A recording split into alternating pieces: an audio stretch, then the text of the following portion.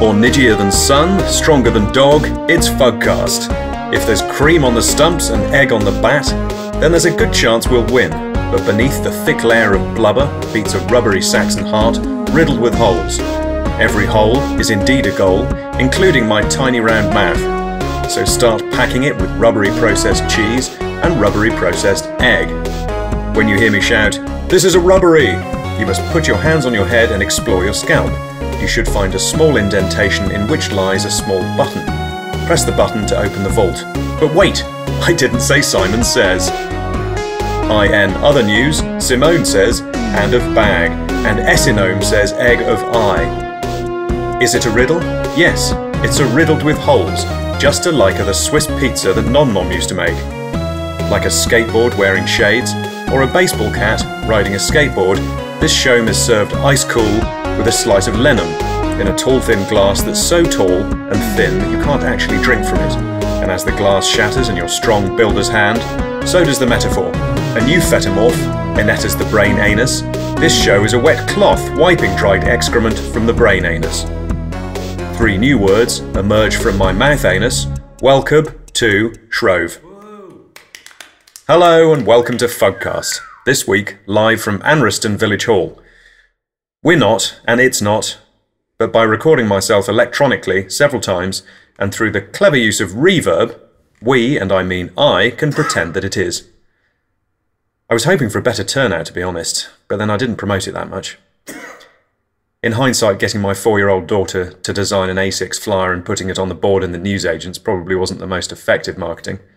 And it's not like I didn't have an advertising budget either. My wife gave me £300, but as usual, I've spent that on scratch cards, pear cider and vegan Scotch eggs.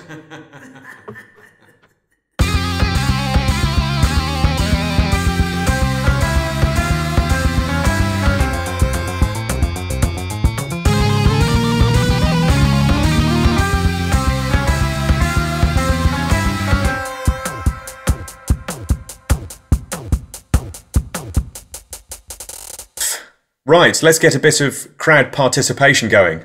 I'll read out one of my infamous jazz jokes, shall I? And you all laugh like, ah ha ha ha ha. You can do this at home too if you like. And when your wife asks what you're fake laughing at, you can tell her, ah ha ha ha ha. Go on, try it, see what happens. Then write me an old-fashioned letter in red biro and send it to Anriston Village Hall, 1111 Cornplexeter, Under and Outfordshire, 11 AAA, Rusty, Thad, and Bornish, Vum, Ben, Benur, 111 AA, 4 and 2 1s.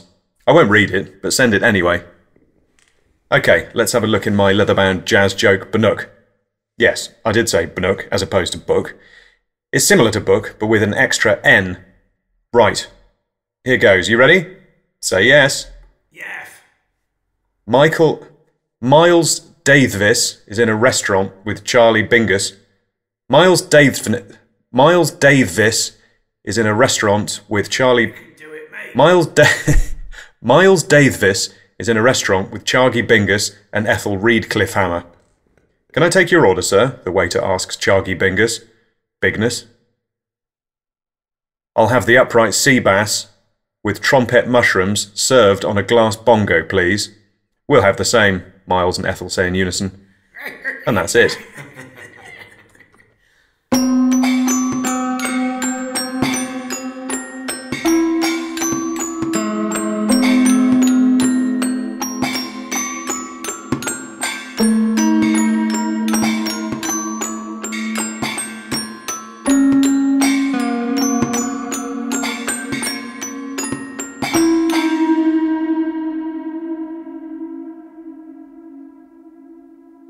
Methnal Grunion is a best-selling author from America, most famous for his Fog of the Horn series, which follows the exploits of Detective Plum Fog Horn. Methnal's more recent work defies description. His latest novel, Shvmrmnm, consists of 7,000 pages of completely random letters. Without any recognisable words, it appears to be completely unreadable. Perhaps the cover, which features a small dog smoking a cigarette, offers us a clue, or perhaps not. Methnal, welcome to Fugcast. Hello, I enjoyed the jazz joke, by the way. Thanks. It's nice to meet you, I must say. I've been a big fan of yours for many years. Did you enjoy the chip, by the way? Yeah, nice to try some of that English cuisine, I guess. It was chunky, chewy, and it was okay, thanks. This is actually my first time in Gland. Oh, really? Wow. Well, welcome. Yeah, I thought I'd been here before, but it turned out to be a false memory, or a dream. You ever get that? No. So, Methanol, your Fog of the Horn books are as popular as ever, and I hear there's a film being made starring Danielle Fairweatherbridge. Is that true? Yeah, we wanted Daniel Fairbrass, but he was busy. But you know, those books are in the past. I've left them behind. My new work is where I'm at now. And in fact, I've had film offers for that too. Okay, well, let's talk about that, shall we? I mean, but I don't really know where to start. What does it mean, the book? Because it seems to me like 7,000 pages of complete gobbledygook. I mean, how would you go about turning that into a film? There's no meaning. It doesn't have any meaning. I mean, to say, why does it have to mean something? You know? Why can't a man sit at his desk with his eyes closed, bashing the keyboard for 5 years? I think that's a perfectly legitimate way to write a novel, and if people find it difficult to read, then fuck them, you know? I'm not trying to entertain people anymore. This is something different, more important. And regarding the film, I'm not sure. We've got Hugh Grant directing, but good luck to him, I say, because without any plot or characters or anything, he's got a tough job, yeah. So is this the way you write now? Yeah, I'm working on a follow-up, actually. Working title, Ervhudgvbudvj. It's more of the same, basically. Once again, I'm just randomly bashing the keyboard day in, day out, only this time I'm wearing boxing gloves. More surface area equals greater depth of, you know. So, yeah, this is how I write now. Okay, well, I'll ask you a different question now. What question are you going to ask me? What questions do you normally ask? What's your favorite question, huh? Oh, well, it feels like you're interviewing me now, and that's I mean, what's with all the questions anyway? Why do you feel like you have to ask questions? Personally, I'm tired of all the questions, like, what does your book mean? What do you mean? What does what mean? What does mean what? What is how, is who, is what now, who has? Well, who has? Has who has? Who? Who? What? What was has was. Was, huh. It's always the same. I start writing an interview and then quickly tire of it. Quite often I start writing around 5 a.m, hopped up on Red Bull and orange squash, full of inspiration and enthusiasm. But right now, it's 1:02 p.m, and I'm not really in the mood. But you know, this needs finishing, so here I am, lethargically raising and lowering a single leaden digit, and very slowly churning out more turgid prose, gradually digging my way out of the dung pile, so that my 20 loyal listeners can experience another 11 minutes of my genius. For yes, although I don't enjoy making this programme, I have to admit that it is extraordinarily brilliant.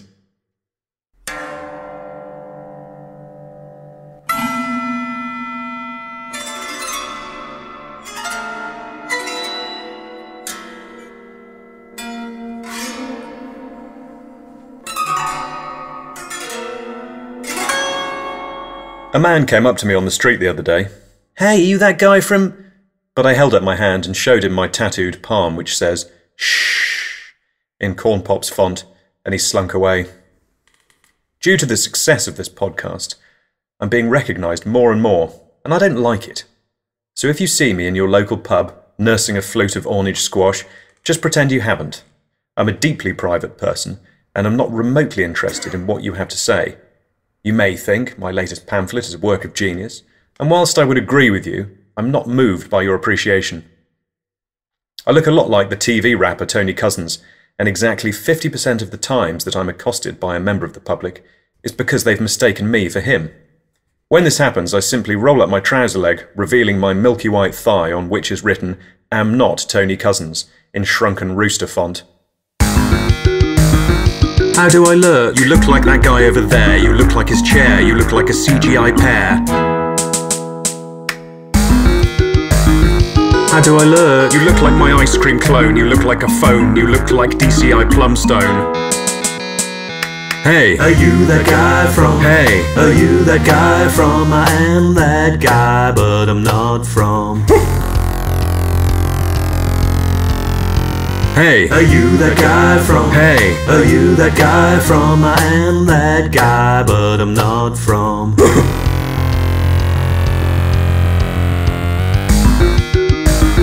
How should I look? A look of surprise, you look with your eyes, you should look like all the other guys. How do I look? You look like a pip, you look like the front of a ship, you look like my hip. Hey! Are you that guy from? Hey! Are you that guy from? I am that guy, but I'm not from. Hey! Are you that guy from? Hey! Are you that guy from? I am that guy, but I'm not from. Eyeball a googly eye, bat to googly eye, catch a googly eye. I was watching an old episode of Marinvan the Murnum last night, and whilst I found it enjoyable, I think a lot of it would now be considered problematic. The character of Ryan, the village idiot, for example, is particularly insensitive. For although your average West Country peasant will have a pronounced underbite, medieval haircut, and the mental acuity of a half-eaten carrot, it's an unhelpful stereotype that's out of step with modern ideas such as everyone is great and we're all the same. Something else that made me wince was the mug of grapefruit juice my silver wife gave me this morning. It was dead sour, it was, and I told her as much. This is Stanley, creator of Pen Top Man, Bottle Top Boy, and the incredible Shrinking Pennies. I think the guy at Forecast are doing a good job. I'm eating an ear jam donate. And if you'd like to donate, simply visit fugwatch.com/fugcast, locate the tiny yellow donate button, and donate. Your money will help me create more episodes of Fugcast and will mean I don't have to spend so much time slaving away at the art and craft shop, which is back-breaking work. Other podcasts may offer some incentive for your patronage, but I don't. You may feel a warm glow after donating, or a slight feeling of nausea. Every Fugcast patron will receive a few patronising words of thanks like this. Thanks, Tong Ekmels. Great, Sereb Shonk. Really appreciate it, Michael Newwater. Now obviously, they're made up, but they're also made up to be mentioned on the show. You can donate as much as you like. £1, for example, will enable me to buy 1 tin of all-day breakfast. £2 will help me buy 2 tins, and £5 will help me buy 5 cans. Each tin contains a sweaty sausage, chunks of hard grey egg, and a smear of pureed beans. It's not at all nice, but 1 tins give me all the protein I need to make podcast.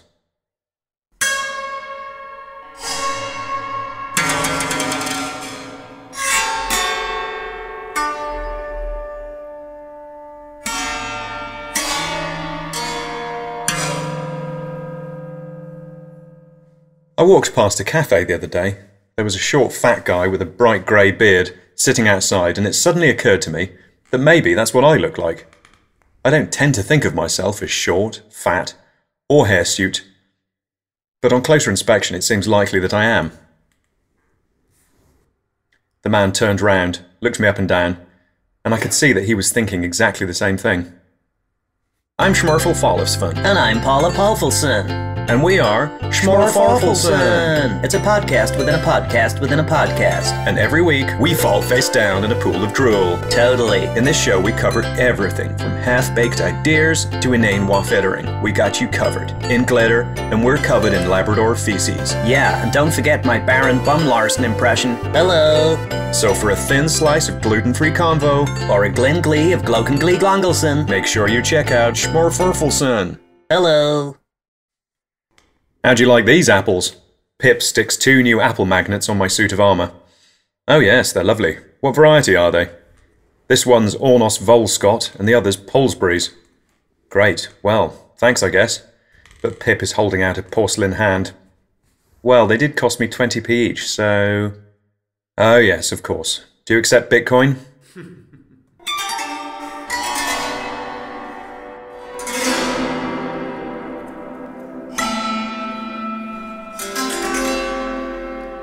Some people don't like this show, and every day I receive at least 1 emails telling me as much.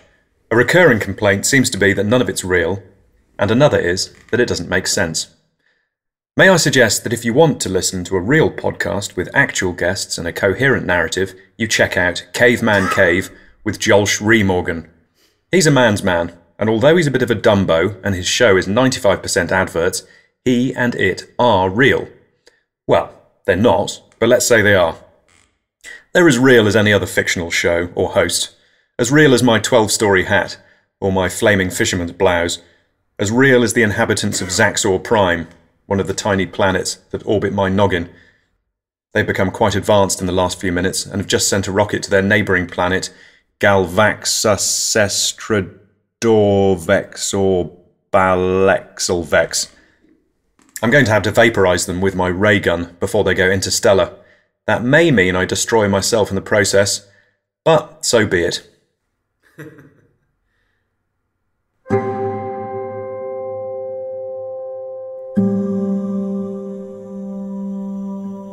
Welcome to the enigmatics.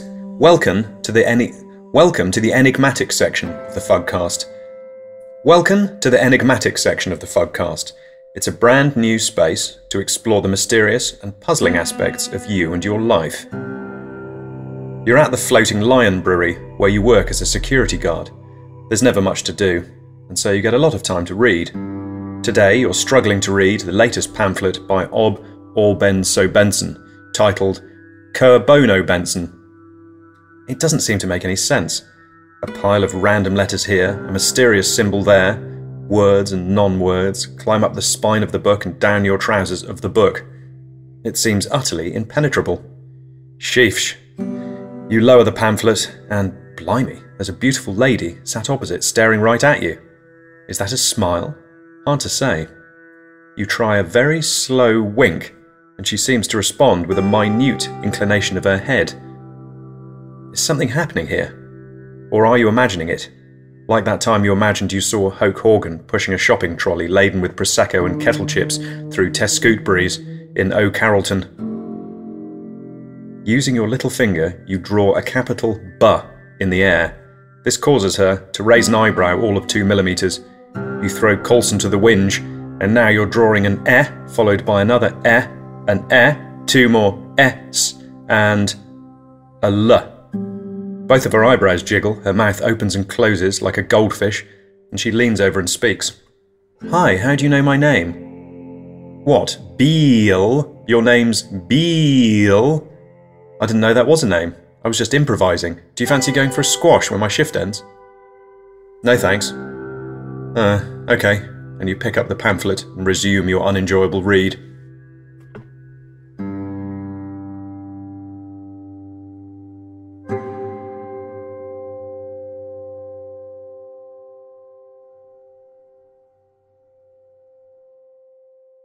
This episode has had a theme or themes running through it. I'm not sure what it or they is or are, but it or they is or are there. The ending may come as something of a surprise and is quite unlike my usual